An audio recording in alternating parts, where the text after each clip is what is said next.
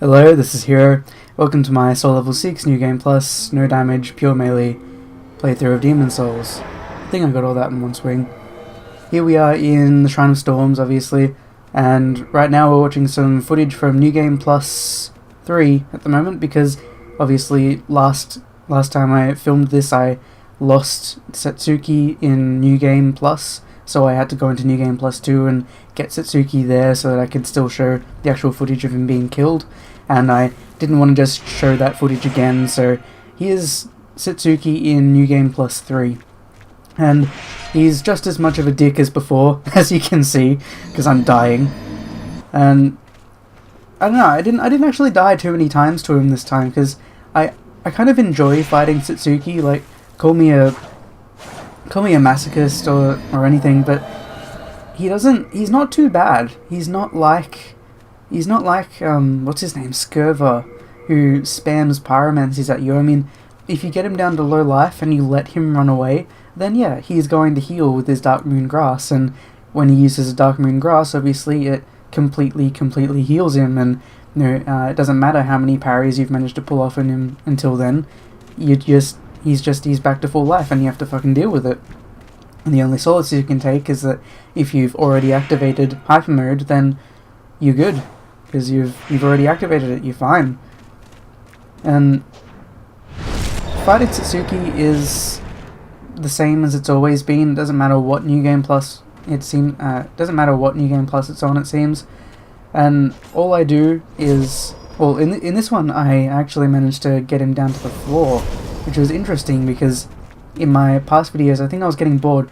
In my past attempts I was just parrying him, and at the moment I'm demonstrating the Storm Ruler technique, where you hit the Black Phantom with the Storm Ruler, they go flying, and then switch to the Dragon Longsword, two-hand it, run up behind them, and do a couple of attacks, and hopefully the second attack stuns them, so that you can then run away. Because if it doesn't stun them, the likelihood that they're going to immediately attack you and kill you in one hit is pretty damn high. So there we go. I just knocked him over a few times and hit him with the Dragon Longsword, and then with that final parry it was enough to kill him, so there was no waiting for him to Dark Moon Grass at all. But now that we've killed Satsuki, we've just got the rest of World 4 to go, and there we go. There's my 4th Hiltless, because I've killed Satsuki in every playthrough. Actually, I think it's my 5th Hiltless, because I picked up a Hiltless in the White Slug room later on in my first playthrough. I actually explored a bit and had a look around, and there's a Hiltless on the ground in the White Slug cave. And the rest of World 4 is kind of dickish, because you have to activate the Hyper Mode off this guy, because if you're like me, then once you've killed Satsuki, then you don't necessarily just immediately go on to win the rest of World 4. That's basically what happens when you only use the lava bow, that kind of a thing. Because once you've beaten Satsuki and once you've already got Hyper Mode going, if you know the route and you have the lava bow, then you can basically just go through the level with no worries, and that's exactly what I did with my old run. I mean, I did try the melee route quite a bit, but not like this.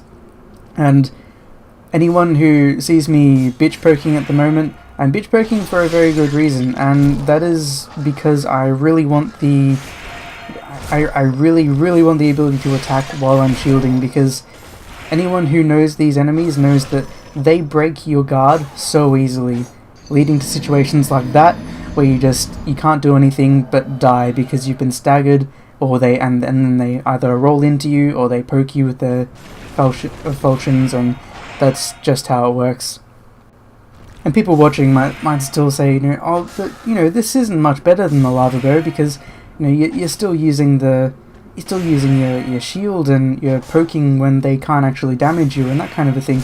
And I'd have to really disagree with you there, because I died plenty of times trying to do this with my heater shield and S-Dock, because these skeletons, they kill you really fast, because they have such high stamina damage with all of their attacks, and they attack so frequently and get stunned off your shield so randomly, it seems. Only with specific attacks they tend to stop actually getting stunned. So they tend to stop in their combo, because look at that, he just rolled into me, did an attack, and then all of a sudden my guard was down. And this is so dangerous compared to the lava bow method, because not only do I have to block their attacks, make sure I have enough damage to block their attacks, but I have to also make sure that I can budget to attack them while I'm close enough for them to also hit me. So every time I take a swing, I am potentially risking that they will do an attack that will break my guard and possibly kill me. So this is the difference between attacking them beyond where they can actually notice that I'm here, and running up to them and, you know, facing them like this. And even situations like this, because in my other run, I didn't have to account for the archer noticing me, because I saw the archer before it saw me, and I just sent an arrow right at it and it died.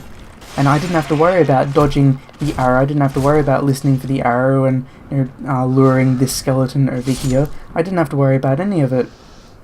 And there's also a way to do this level, and most of 4.2 I'd also think, by using soul remains instead of actually killing all of these enemies. But seeing as this area here is basically the only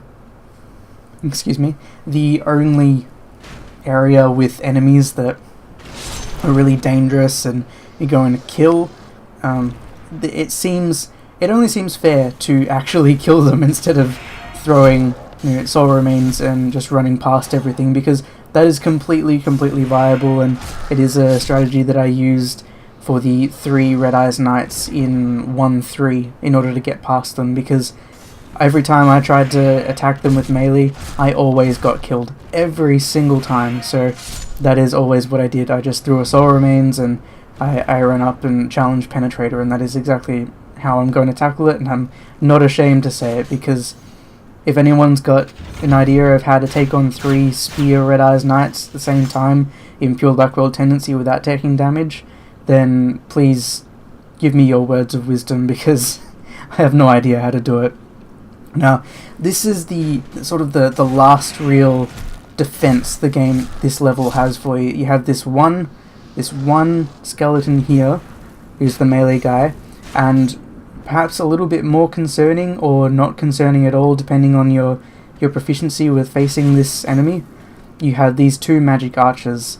Now, because I don't have enough strength to wield the Dark Silver Shield, I can't actually use the Dark Silver Shield, and the Dark Silver Shield has a 100% magic block, and these arrows that these skeletons are firing do a lot of magic damage, and at the moment it is enough to kill me. So even if I do block it with my heater shield, and these dangerous situations, like, because this isn't a really dangerous situation, but it is a cautious one, because I have spent a little while getting up to this point already, and I would hate to die to something as simple as a really slow moving arrow just because I didn't take notice of my surroundings. So we've got the previous encounter, which probably took about the same time as this, just these 2 archers.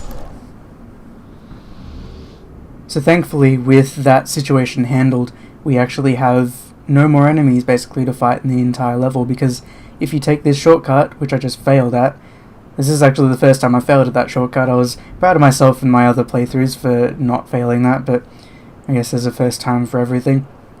And the fantastic thing about, you know, I was thinking when I was going into 4.1 this time was, oh great, I don't have to go and free Grave Robber Blige.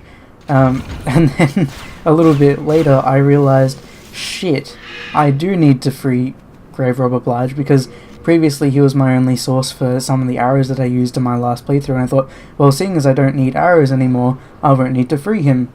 But not true. I need soul remains. As you can see, they are extremely useful in distracting some enemies that you don't feel like fighting. So this is the Adjudicator boss fight, and last time I fought Adjudicator, he actually killed me once. Spoiler alert, this is not how it goes this time, because I've actually learnt him probably just enough to justify me getting a little bit more confident with them, because I've realized that you don't dodge too early on that swing, and if you've got a good weapon, then it only takes a few attacks to kill him. Because look, there, he's down in one flurry. So we've just finished Adjudicated, we've just finished 4-1. That was about an hour's worth of attempts because of, dickish skeletons and Satsuki and all that kind of nonsense. So here's me showing you my equipment, and next my stats, and of course my world tendency next. There we go. All black as black can be. Now, after we've touched this archstone, we're of course going to be heading off to the front of... Oh no, I didn't actually show myself killing myself. Is what I do anyway. After every time I kill myself, every time I kill a boss, I kill myself somehow by throwing myself off the side of the world, especially in 4-2, and then continue onwards, because the plus 20% damage boost you get from being in soul form while being in pure white character tendency is pretty important if you want to be killing like these Reaper enemies very quickly, because that can actually be very, very important, because if you drop down and you don't have enough stamina left to kill the Reaper in as many swings as you have in your stamina bar, then you can be in some trouble, because the Reaper has a very fast missile, like a very fast ranged attack, and he also has some really dangerous and really wide sweeping melee attacks, and the soul enemies also attack you as well, but thankfully there are none of those annoying... those... what are they called? I'm not going to call them anything except for those laser beam ghosts, so... I hate those things. And these guys are always kind of awkward to activate hyper mode off, but thankfulully they have that one-armed attack and then the other one-armed attack, and then after that they usually do the two-armed attack, which is a perfect amount to activate hyper mode for me.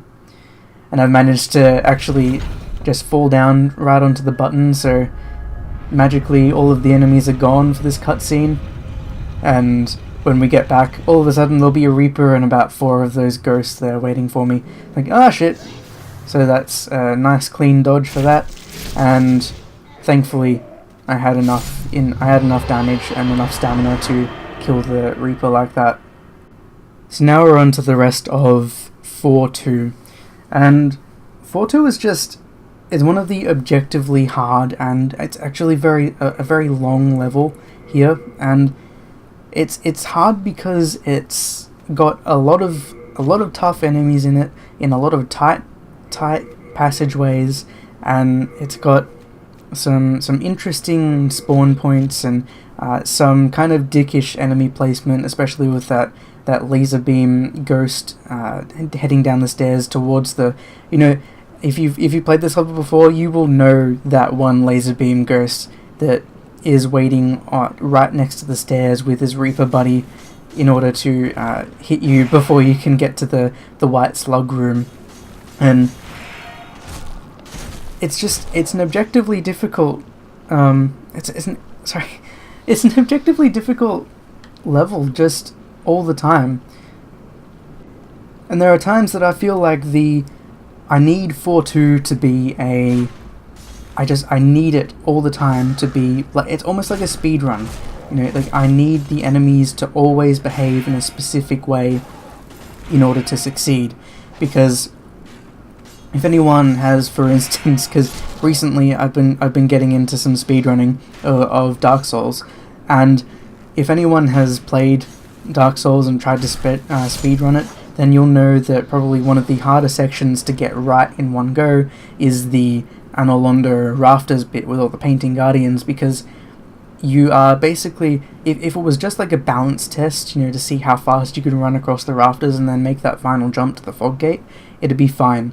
But because there's AI involved with the painting guardians, you have to actually hope that the last 40 minutes you spent getting to that point, or 30 minutes depending on how fast you are. I'm not that fast. You have to depend on the... what are they called?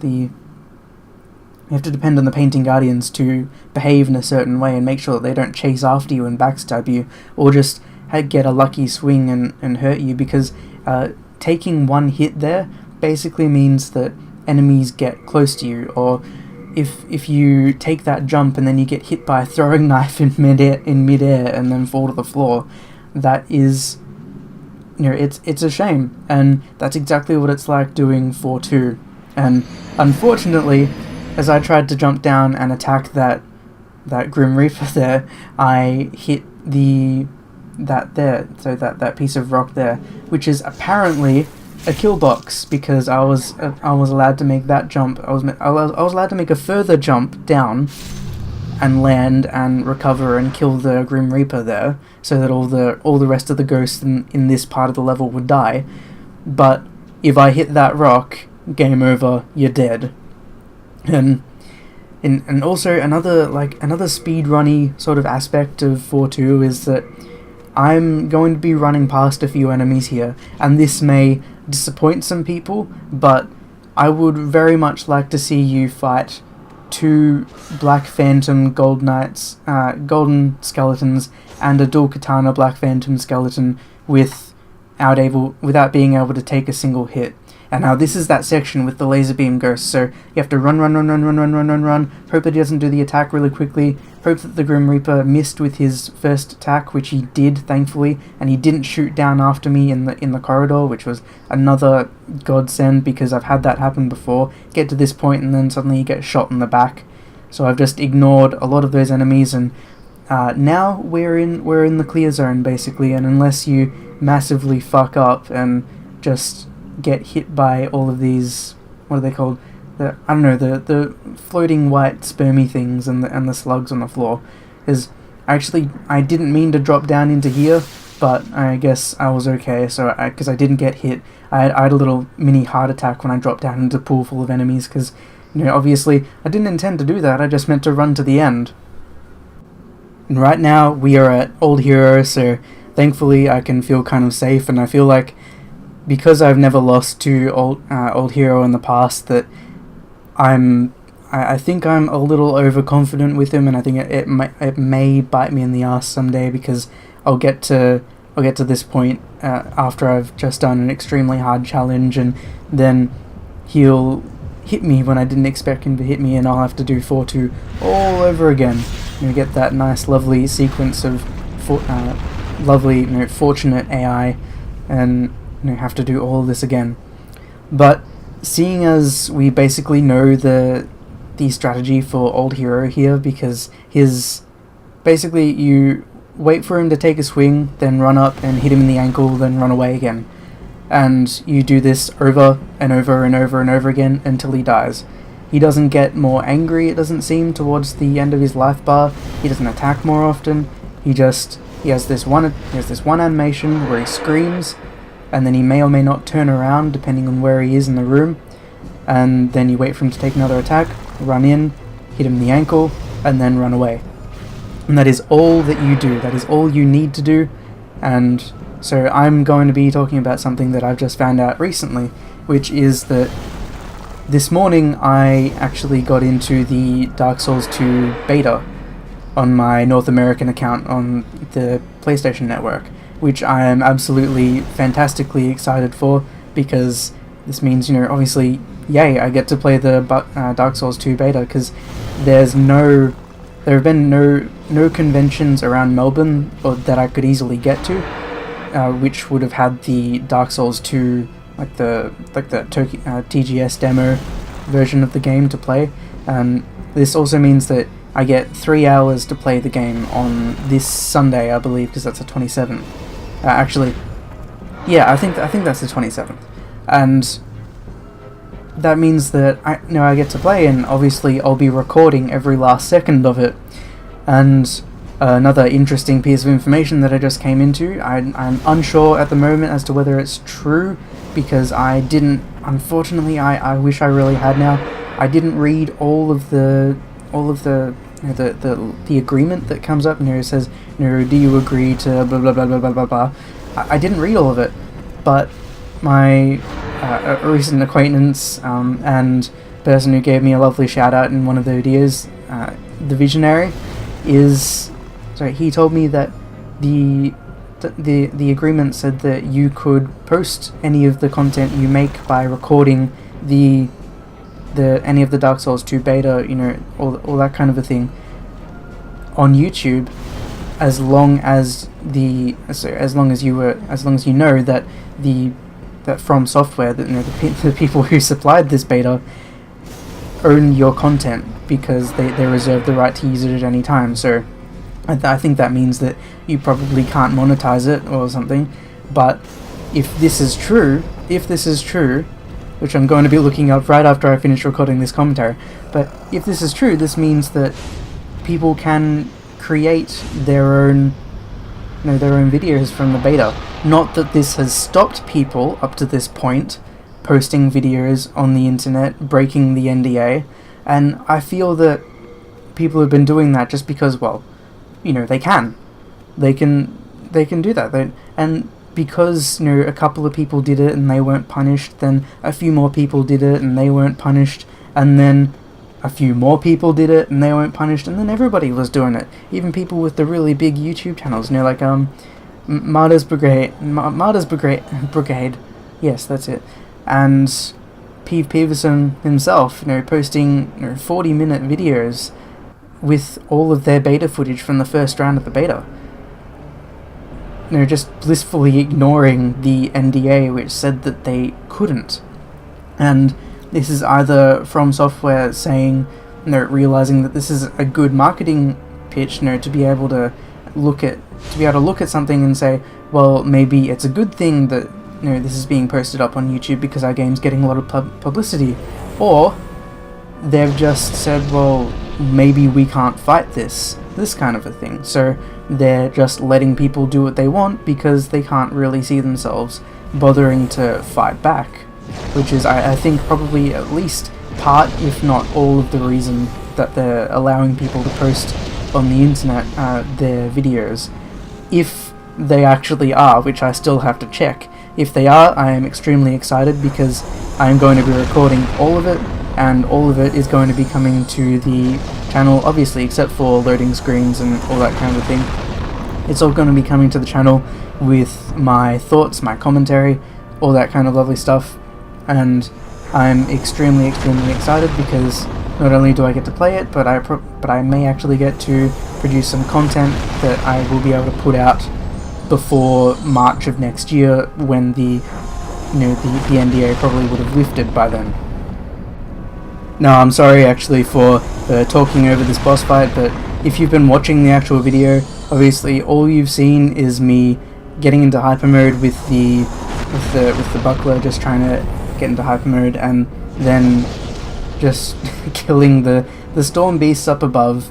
And this is an extremely boring fight to me. I don't really have fun with it at all. It's just it's something you do actually have to focus for. It's a little like getting easy homework, because you have to focus on it so that you don't make a mistake and get caught out by the trick questions, but you don't actually feel like focusing on it at all because you feel like you could do it in your sleep. But if you, the moment you slack off is the moment you die, and you have to do over a couple minutes of waiting to kill these storm beasts again, which, as far as homework goes, playing a video game isn't too bad. But here we are, waiting for the Storm King to bloody show up, killing all his children, whatever these things are in relation to him, and if you see the souls in the bottom of the screen right there, every storm beast you kill gets you almost 5,000 souls in New Game Plus 2. So this is an extremely good spot to farm souls, even in normal New Game, I'd assume, because if they give 5,000 here, they probably give about 1,000 in the normal New Game, which isn't a small amount. And this sort of this feeling of being bored by this boss fight to the point where I don't feel like I really want to focus on it anymore is kind of what I was talking about when in a previous video, where if I I looked at the differences between the melee only and the run that I did before this with all the other commentary on it, it would be simply that the parts of this playthrough that are different aren't the bosses. The bosses I know I can fight. The bosses I had to do with melee only, basically. And especially this boss. This boss hasn't changed since I did it in the first playthrough, because I used the Storm Ruler in the first one as well. And because what changes when I do a melee only playthrough of this game instead of allowing myself to use the lava bow is that your strategies have to change. You get through the levels very differently. You have different struggles. I have different things to comment on, different things to complain about, that kind of a thing. But when we get into the bosses here, when they're not, man-eaters or flame lurker or an interesting boss that I can give you some of my insight on, there's nothing to talk about. There's just me killing the Storm Ruler killing the Storm King the way people have always been killing the Storm King. The only difference is I'm doing it without taking a hit, and that's not very hard to do because you've got this lovely little section of building here that you can use to block all the projectiles in the world. So yeah, hopefully this Dark Souls 2 NDA has actually been lifted, and that means we can actually put out some nice content without fear of getting, shut down or anything. Because this would be a good step for the channel, I believe, for any channel that's interested in doing any Dark Souls 2 related stuff, because it's a good resource for both learning and commentary and just having a lot of fun with something new, because Lord knows that, especially with Dark Souls and Demon Souls, depending on which game you've played more, this was the situation I had with Dark Souls, because I got bored of talking about, looking at Dark Souls, of playing the same sections of the game over and over and over again with just a little more restrictions this time, and just doing something like playing through beta normally would be fantastic. So I hope this pans out, and thank you again to Visionary for giving me, for hinting me in on this, because otherwise I probably wouldn't have even noticed, because as I was installing the beta this morning, I just sort of raped the X button and said yep, I agree, I know the non-disclosure agreement is available, but apparently if I'd taken the time to read it all, it would have been a bit different. So thank you to him, and also thank you to him for giving me a few more subscribers, because recently in one of his videos he gave me a shout out, and thankfully I have a couple more people, and just recently I hit 70 subscribers, so only 30 more to the big 100, which I'll be extremely happy about, and I'll probably do something special for, because even though I know it's only 100 subscribers, but I would like to do something to perhaps involve a few people, either have a few fights with some subscribers, or anything like that, or just do a nice little funny video, or a big old cheesy thank you video. So thank you everyone for watching. This was 4-2, not just 4-2, it was all of Shrine of Storms with melee only, thankfully, and some scared running past some enemies. So thank you for watching, and I will